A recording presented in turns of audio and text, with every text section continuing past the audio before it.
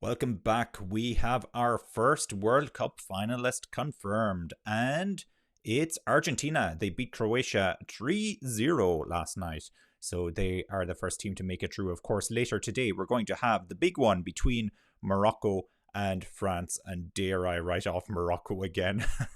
All right, let's have a look at the hot topics. Argentina 3, Croatia nil, as we know. Is this the end game? One more game left for both Modric and Messi. Of course, Modric is out of the World Cup theoretically now, but he still has the little matter of the third, fourth place playoff for Croatia, and whoever loses tonight's match.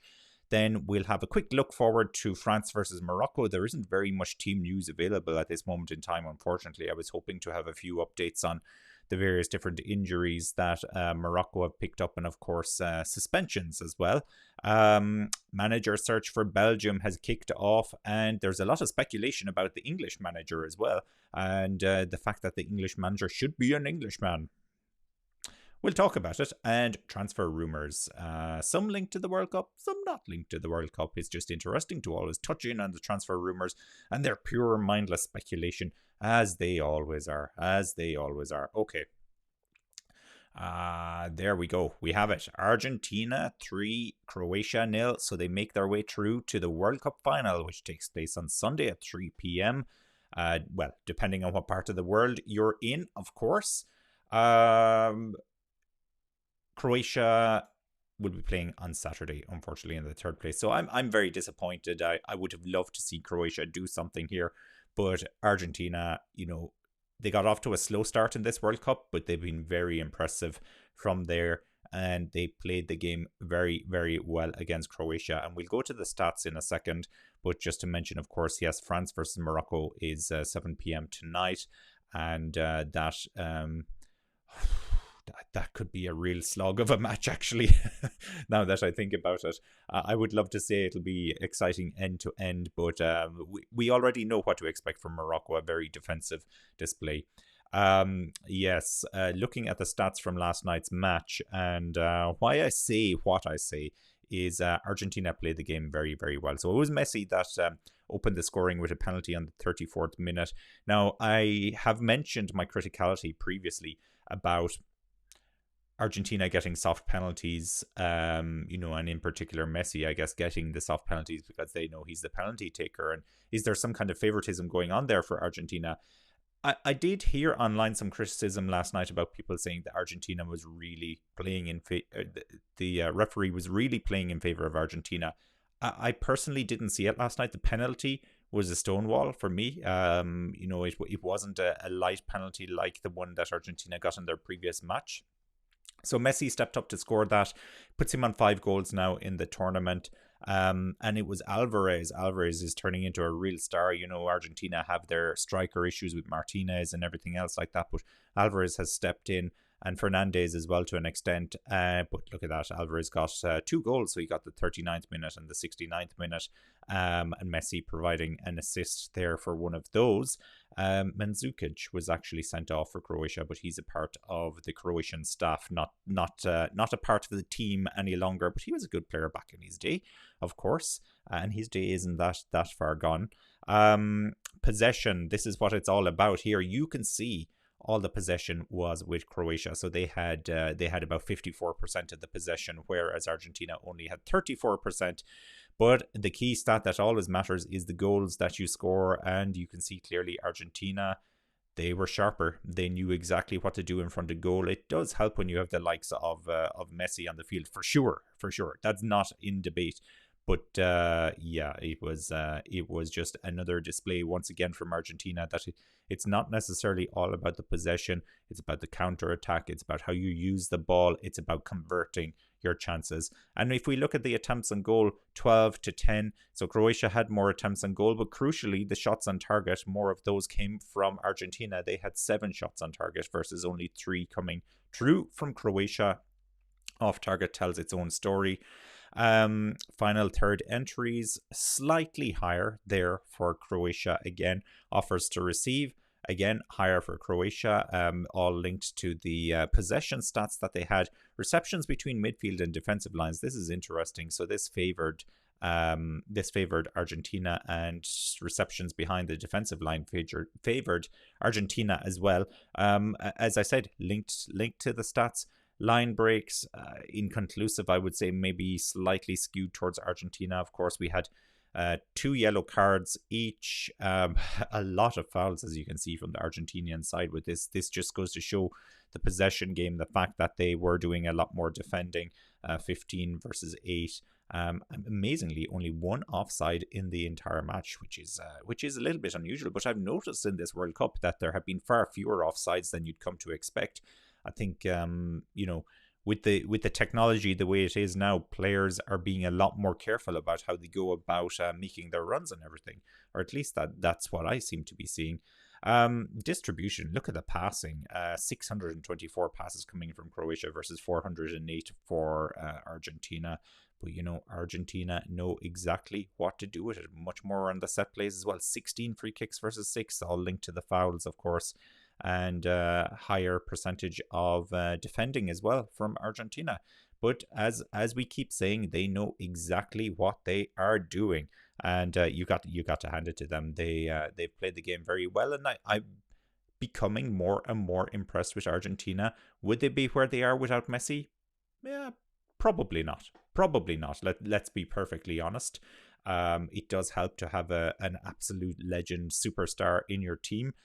I've always been a little bit on the fence about Messi.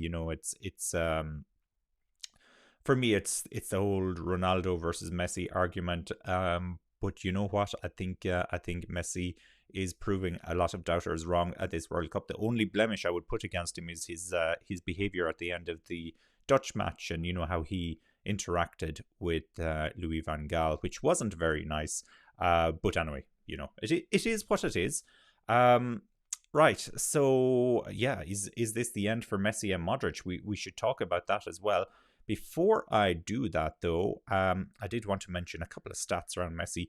So now he has become the joint leading appearance maker at the World Cup. He has 25 appearances, and he equals the record then of Lothar Matthäus for Germany, who has 25 appearances as well. Miroslav Klose has 24.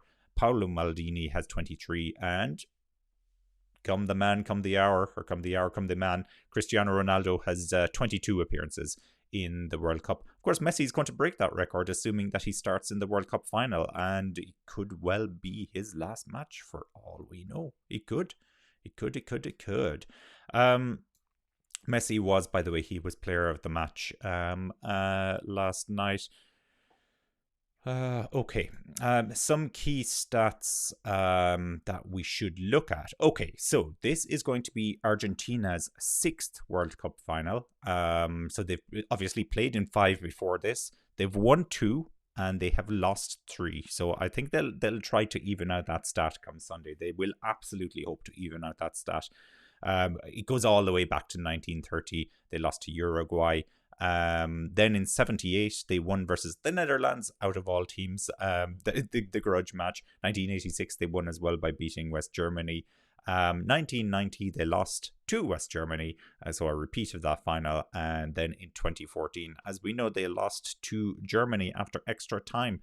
Tough for them, and that was in Brazil as well, so I'm sure the Brazilians were very happy about that.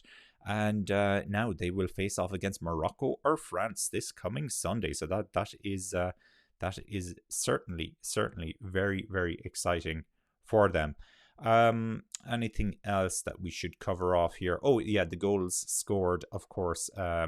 Messi now has 5 goals in the tournament, as does Kylian Mbappe. Interestingly, 4 of Messi's 5 goals have been from the penalty spot. So, this is why people are getting a little bit skeptical on the soft penalties that Argentina seem to be receiving. But, as I said, I can't argue with the penalty that they received last night.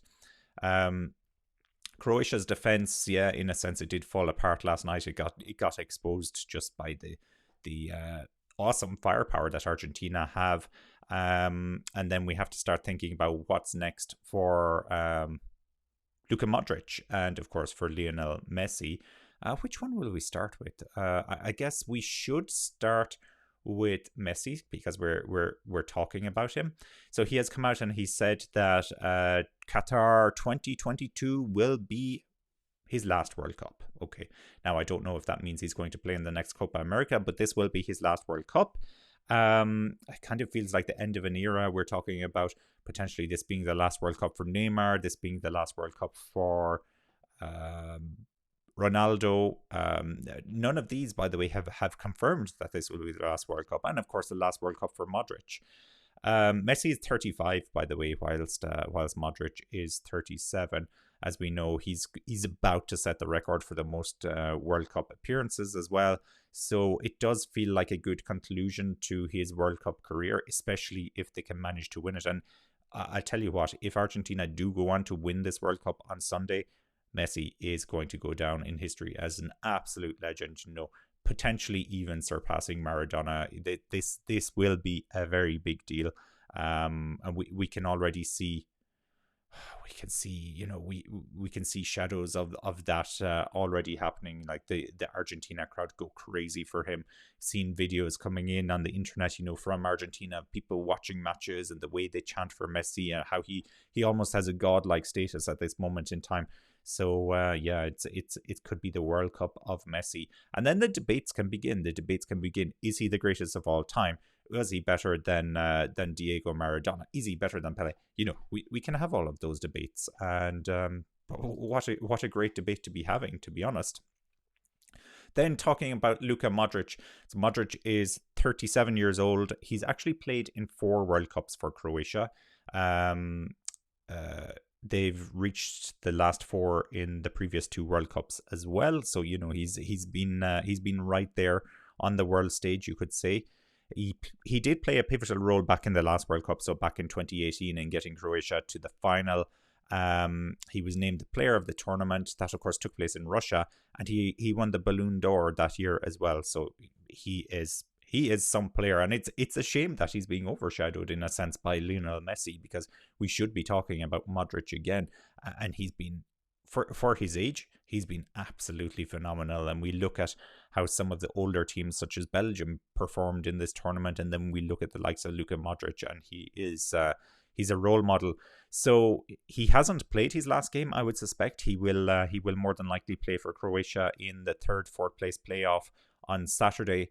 But that will be the end, and of course that won't be the farewell he will have wanted.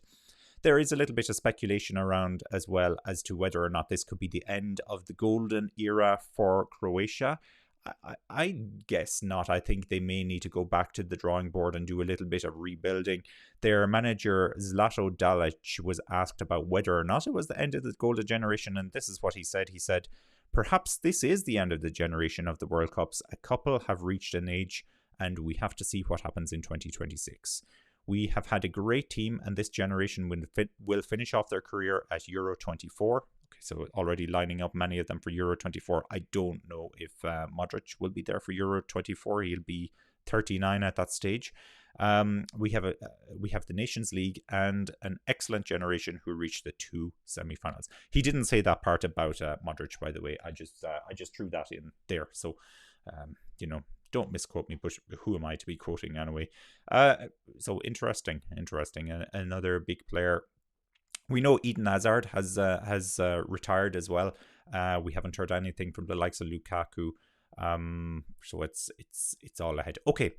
Next up, we have then France versus Morocco, and where to start in on that one.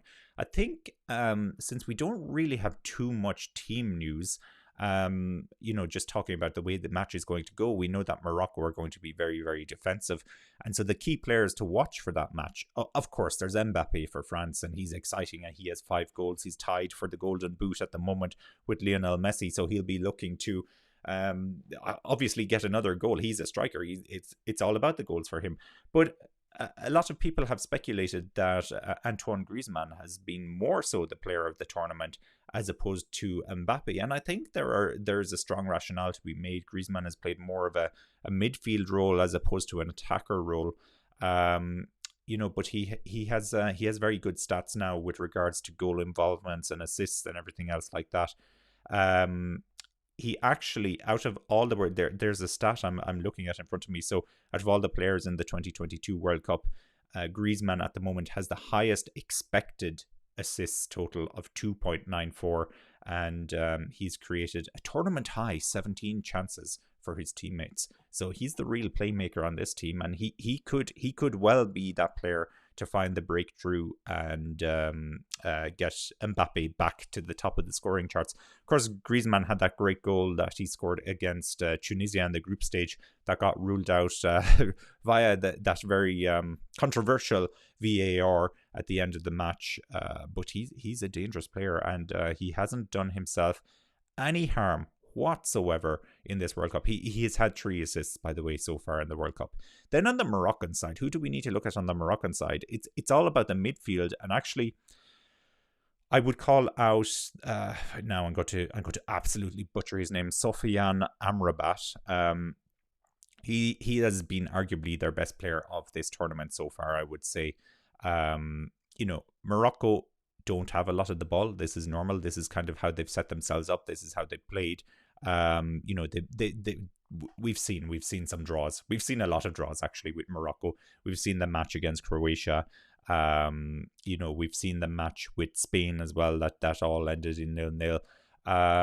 They had the great result though against Belgium, so they certainly can score and they can hit you on the counter attack if you put them in that position. So that's something that France will need to be careful of. And they got that goal against Portugal as well. Now, it was a horrible blunder from the Portuguese goalkeeper. He should have, he went for it with his eyes closed, so he didn't do himself any favors there in that match. But Morocco shouldn't be underestimated. I know I've underestimated them quite a bit in all of my predictions so far, and I probably will before the end of this. But as I said, Amrabat is the one to watch. He's a midfielder. I guess you class him more as a defensive midfielder, and his stats during this tournament have been more so around the defensive actions that he's been involved in, as opposed to the attacking. And it's 39 defensive actions, so he's been absolutely fantastic for them. So he'll be a key man. He'll be the one they'll probably task with trying to close down Griezmann. So that is definitely a battle to watch. In terms of predictions for the match, if you look at the Opta stats, they are saying a 64.3% chance of France winning the match versus only a 13% chance of Morocco, and they think it's a 22.7% chance that it'll go to extra time. I'm surprised about those stats. I would have thought it would be much more in favor of it going to extra time, to be honest, that it would be a draw. But obviously, Opta believe very heavily in France's attacking power. And you know what? I believed in Portugal's attacking power, and we all saw what happened there. Wasn't too surprised about Spain because they have looked a little bit toothless in front of goal during this tournament. But anyway, that's the way it is. My personal prediction. Oh, it's got to be tight. I guess a 1-0 win for France would be my prediction. But, I could easily see this being a draw as well. I would be very surprised if France make a blunder to allow Morocco to score. Although Hugo Lloris does have a few blunders in him. That's the only thing I will say. He's shown it in the past for Tottenham as well that he can be fantastic, but he can also make some mistakes. All right, well, that brings us then to the nice topic of the manager search. So Belgium have kicked off applications for their head coach vacancy, and they want somebody who knows how to win. So I'm sure that's not a dig at Martinez, but they're being very aggressive in how they are launching this. They're saying they're looking for an individual who is extremely ambitious. It calls for international experience at the top level and the ability to create a close-knit group. I do wonder if there was a little bit of infighting as well within the Belgian team. We had heard rumours of that. Even after early elimination from the World Cup in Qatar, the Belgian Football Association remains very ambitious for the future.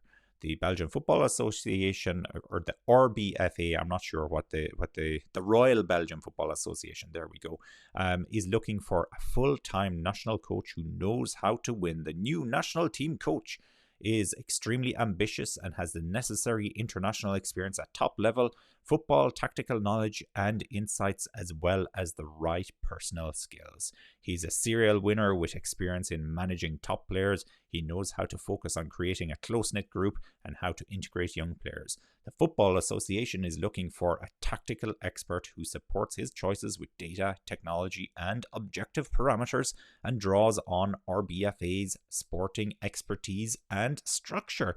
There you go. What a job spec that is. Maybe Gareth Southgate could take that job. Of course, I think it's horrible for Gareth Southgate with all the speculation on the England job. He hasn't officially resigned, and he hasn't officially been sacked either. So he is still the manager. Now, should he go? Yeah, in my opinion, he should go, because I think he was the weakest link in the whole England setup. Now, they had a cohesive team of players, and they were working well together and everything else, so there is a lot to be said for that. And we saw something similar, I guess, with Ole Gunnar Solskjaer at Manchester United. He was able to bond the players well for a while, at least, until things went a little bit awry. So maybe that shouldn't be overlooked, but I do think it's time for a change in England. And who is going to be the next manager? Well, we've heard Jamie Carragher come out yesterday and say it needs to be an Englishman. Okay, well, I don't really understand that rationale. Okay, sure, some of the bigger nations do stick with a national manager, from their own country, but it shouldn't necessarily be the rule. Even England need to look at their ladies football team and see that they have a Dutch manager, Wegman. So anyway, so apparently Thomas Tuchel and Mauricio Pochettino are both interested in the job, and fair play if they are. I think Tuchel would be an amazing manager for them, an amazing signing. That he is a really, really good manager. I'm very impressed with him, I have to say. You know what? Luis Enrique is looking for a job as well. Nobody has thrown his name into the hat that I'm aware of. Obviously, he's not English, but then again, neither are Tuchel or Pochettino. So who knows? Oh, let me see. There are some contenders, and this is a very interesting list of contenders. So we have Sean Dyche, and sure, why not Sean Dyche? Okay, suffer ball is what they called the tactics that he employed over in Burnley. But he had a job there. He had a job to keep Burnley in the Premier League, which ultimately he may have succeeded in the very, very end if they hadn't sacked him, but he did manage to do it for a number of seasons before that. He didn't have an attacking team. He didn't have world-class players like England have. So I'm sure he would change his style. It would be a gamble, certainly. It would be a gamble for them to do that. It would be very Diego Simeone-esque as well. I've heard people say, if he were to take over. Graham Potter, for some reason, is being linked with this job as well. Yes, okay. So he's shown himself to be a very good manager with probably a team not of superstars, and I'm not talking about Chelsea. I think it's too soon after him taking the Chelsea job. He probably needs to settle into that a little bit more. I feel like he has unfinished business with Chelsea, because it's been an okay start for him at Chelsea. But yeah, he needs to kind of stamp his name all over that. I feel like this will damage his future after he inevitably has to leave the England job, if he does get the England job, because international managers don't stick around forever, as the same with club managers, and Chelsea certainly have no issue with turning over managers. But he needs to seize the opportunity he has at Chelsea at the moment. So I'd be surprised to see that happen. He's a 5-year contract actually with Chelsea, so I would say just stick where you are. Next up is Jose Mourinho, Roma manager, of course. Okay, well, I think not. Jose Mourinho maybe for the Portuguese job in the future, but I can't see it. I can't see how this would be a progressive move for the England team to put Jose Mourinho in place. Then next up they have Serena Wegman. So she is the England women's manager. And you know what? I can't find too many flaws with this idea. Okay, she doesn't have experience of managing in the male game. Perhaps. I don't know that actually for a fact. But she is a serial winner, and she knows exactly what she's doing. So tactically, everything else like that. Whether or not she'd be able to cut it, as I said, in the men's game, I don't know. I don't see a reason why she wouldn't be. So I actually think out of all those contenders we've had so far, herself and Sean Deitch, they're good shouts. Then of course we have Mauricio Pochettino. We've mentioned him. I'm not hugely impressed with Pochettino. He did a good job, yes, sure, with Tottenham, but and I guess you could argue his job at Southampton was good, but he had a team of superstars at PSG, really struggled with them, and he would be inheriting somewhat a team of superstars as well with the English team, because there are a lot of great players in that team. Then of course we have Tuchel, of course, yeah, he's German, a German managing England.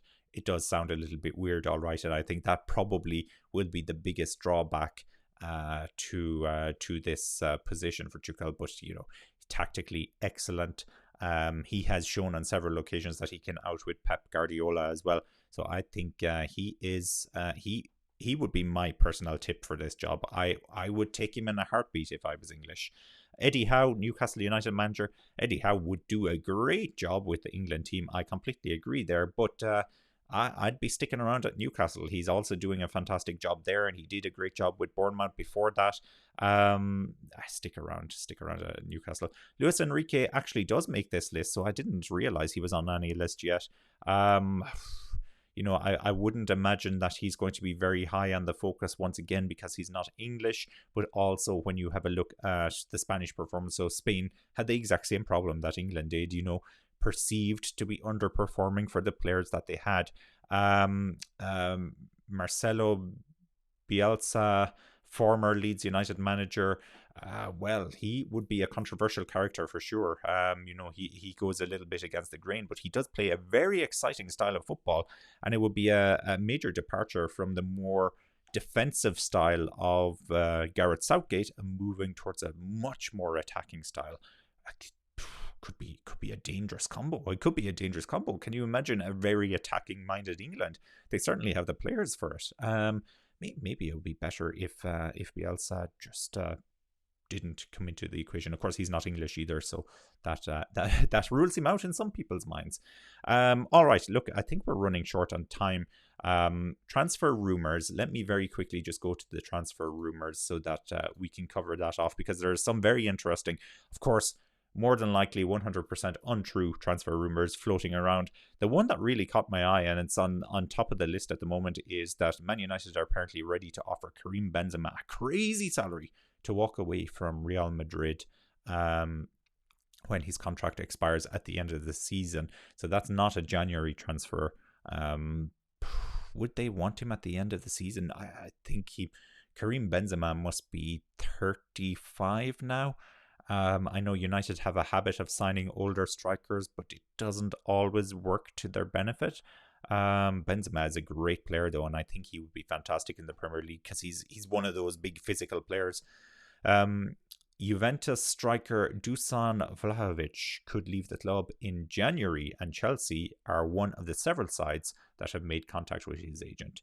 Well, Chelsea have probably made contact with the agent of every single player out there that could possibly move in January and the summer. Let's just put it that way. Liverpool are interested in signing Diaby from Bayer Leverkusen, and that's because they've had an injury setback for Luis Diaz. Sergio Busquets is approaching the end of his career, and so Barcelona will be looking to replace him, and they're looking at the Real Sociedad midfielder Martin Zubimendi, and he has a 60 million euro release clause, and that's going to be a major issue for Barcelona, because of course Barcelona have no money. Eden Hazard is keen to leave Real Madrid at the end of the season and is interested in a move to Major League Soccer. That's coming from L'Equipe. So I guess it's all over then for Hazard. He's just going to cash in, and you'd have to wish him all the best in his next move, because it just hasn't worked out for him at Real Madrid. I kind of wish he'd come back to another club in Europe and test himself, and maybe in a different league, maybe the Italian league. but it seems like no, he's getting ready to cash in. Another rumour from Manchester United, they're looking to sign a new midfielder after the World Cup and have been monitoring Tottenham's Rodrigo Bentancur. Tottenham definitely won't make that easy for United if that is a case. If that is the case, there are the ongoing rumours as well about Jude Bellingham and where he could go. Apparently, Liverpool are heading the running, but Real Madrid and Barcelona and a few others are very interested. Once again, I would imagine Barcelona wouldn't have the money for him. Manchester City are also apparently suitors for this. Apparently tensions are growing between Cristiano Ronaldo and his agent Jorge Mendes as they search for a new club. Nobody wants him. Not even the Portuguese team wants him anymore. So Ronaldo has burnt a lot of bridges over the last couple of months. He has not conducted himself very well at all. Bayern Munich are looking at Jan Sommer, the Swiss goalkeeper, and of course he plays for Borussia Mönchengladbach at the moment. So that's one story as well. And I think that's it for now. I think that's it. So those some juicy rumors in there, but of course I would not read too much into any of them at all. All right, so we've been going for over 30 minutes. Oh, that was a long session today. Thank you very much to everybody who joined us. I really appreciate your support as ever. Hit the like button to really help that algorithm boost the channel. Subscribe to the channel as well and hit the bell if you want to be notified of future videos. And I will speak to you soon. Here's hoping that we don't get a bore fest tonight between Morocco and France, and that is actually end-to-end exciting, and it finishes in a 6-6 goal thriller. That will be fantastic. Speak to you later.